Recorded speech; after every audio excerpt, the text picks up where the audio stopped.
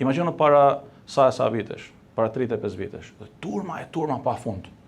Dhe të duket sikur ti, duke pa ato turma që vinë drejt asaj që ka ngel nga xhamia e Plumbit, të duket sikur po lexon apo po sheh me sy myll përkthimin apo vërtetimin e ajetit kuranor wa ra'ayta an-nasa yadkhuluna fi dinillahi afwaja. Turma që shkojnë pas kujt.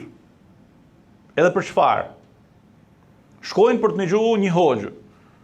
Dhe sa prej tyne ju ka kalu kohë, vite, dekada dhe nuk kanë pa një hoxh me qallë me gjybe.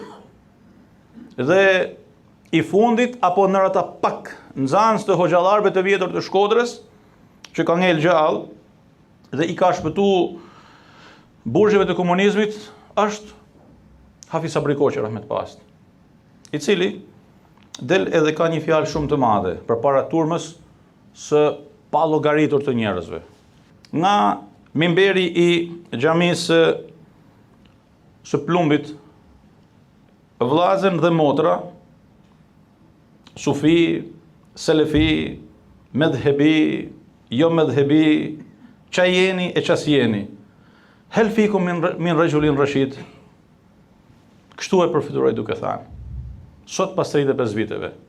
Dhe me thanë, a ka kuptim që pas 35 viteve të një aktiviteti në liri,